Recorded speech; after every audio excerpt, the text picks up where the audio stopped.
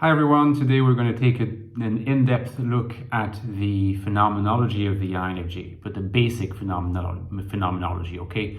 We're not going to enter into the details of the minutiae, if you like, of INFJ life, the way that the INFJ is in the world.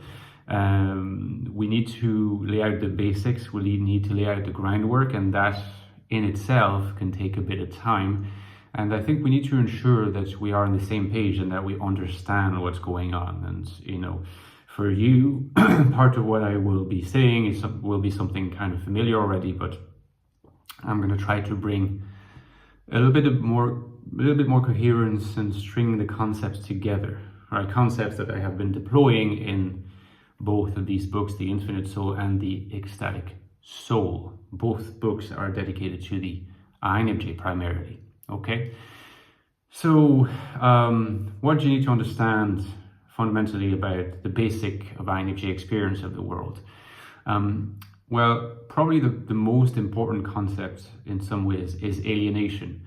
INFJs experience themselves as being alienated from external reality. This is connected at the function level to the possession of NI as a dominant function, of SE as an inferior function, but also it's connected to the absence of TE, which is a second order function of connection to external reality.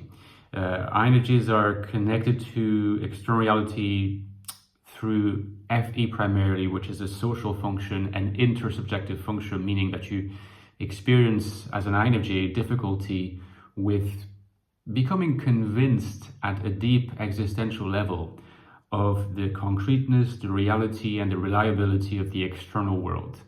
Now, this sense of alienation, even though alienation is often considered as a derogatory term or as a pejorative term, and in many concepts, of course, it can be. Alienation in this particular instance is neither negative nor positive, it is neutral.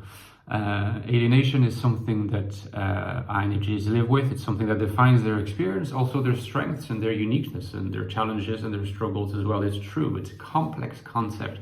It's fundamental to understand it. Alienation, when it's looked at existentially in a bit more detail, leads us to realize that it manifests itself in what I call a severance, which means a severance between the comfort, familiarity, depth, and womb-like reassurance of the NI world and its very concrete archetypes, and the demands, exigencies, and obligations that are very much present in external reality. In order to be adapted humans, we need to heed those demands. We need to be operational. We need to function. So an INFJ is going to have to do these things, which means that they're going to have to compromise between the demands of external reality and the demands of the NI world, which are often not, connecting, right? They're often disaligned. And this leads to this experience of severance, right? So severance is a consequence of alienation. Whereas alienation is something that deeply belongs to INFJ identity, and there is no need to be obsessed over how to get over it. Severance is something that can in fact be transcended, as we're going to see in a minute.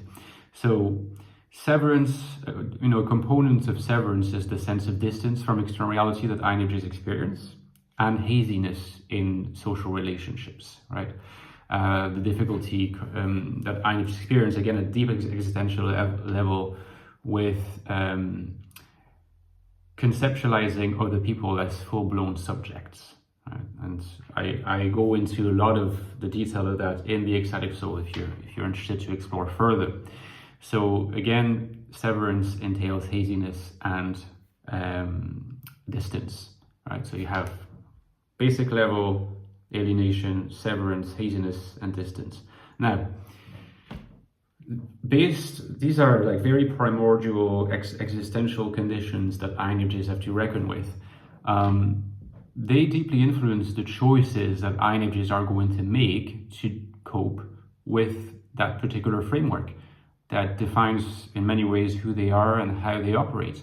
This is where the three choices of modes of being between adaptive submission, the getting along with other people type of INFJ, solipsism, the I'm ignoring other people, I'm dismissing them, I'm only faithful and loyal to my NI vision type of INFJ, and the liberated INFJ or spiritualized INFJ who's able to transcend severance and is able to align and attune, use attunement. The phenomenon of attunement is important in the life of a spiritualized INFJ. Is able to attune the demands of externality with those of the NI world.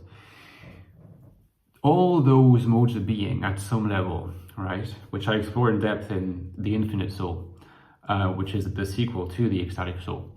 All those modes of being are, if you like, at a very basic level, there are attempts to respond to the pressures exerted by alienation and its consequences, severance, distance, haziness. And there's disembodiment, there's other more sort of fine-grained phenomena that accrue to that big, more basic framework. Disembodiment, of course, very familiar to INFJs as well. It's linked to inferiority, among other things. INFJs are not aware of this most of the time, particularly if they don't watch my videos, or particularly if they're not even aware they're INFJs. But they will, all of them at some, at their own level and given their particular life context, cultural context, social context, and so on, will be attempting to negotiate the reality of this particular framework, how to adapt to external reality given this. And you can understand those modes of being and the choices to sort of embrace those modes of being as responses to the structure of alienation. Adaptive submission, if you look at it, sort of with a certain level of detachment, is basically the choice to side with external reality, right? So in a sense, severance is fixed, or thought to be fixed, by saying, well, there's no NI world, only external reality and the demands of others matter, okay? And so you submit to those demands and you adapt in that way. That's why it's also called adaptive. It's so concerned with adaptation to the external world. It sort of seeks to repress the very existence of alienation. Alienation remains, of course, the problems remain, but at the superficial level, severance is pacified. The obverse of this, or the flip side of this, is obviously solipsism, the solipsistic mode, the mode of relative withdrawal and isolation from external reality and other people, out of a sense of loyalty to the NI world, a desire to be really fixated and focused and fascinated by one's NI worldview. Now, solipsism is obviously the choice to fix severance, not by siding with external reality, but by siding with the NI world, right? So that entails loyalty to vision, more subjective authenticity at some level, but at the expense of adaptation through external reality. So you can still get unbalanced individuals in the mode of why am I experiencing in the mode of solipsism. Now, the last mode, the mode of attunement between external reality and the NI world, is the real mode of, overcoming of severance. It's the mode where severance is pacified, severance is transcended by managing to attune the demands of one world and the demands of the other, which is why the liberated and spiritualized INFJ is the most balanced of all, and it's the most existentially satisfied, in the last instance. So I wanted to give you this broad overview. Hopefully you see how the concepts connect together: alienation, severance, the three modes of being, because these straddle the two books, and I thought that bringing them together gives us a really useful basic framework to understand the further details of INFJ life as we're going to explore them in further courses or lectures or videos, whatever you want to call them. So the two books that I mentioned, The Infinite Soul, which is my latest book, and The Ecstatic Soul. If you want to go more in depth about these topics, please consider getting them at the links below. You can buy them on Amazon. Check the reviews. This one needs more reviews. Give a review if you loved it. And don't forget, the lifeblood of my channel is my Patreon page. Please consider supporting me on Patreon. The link is below as well. And I'll see you next time, guys. Bye-bye.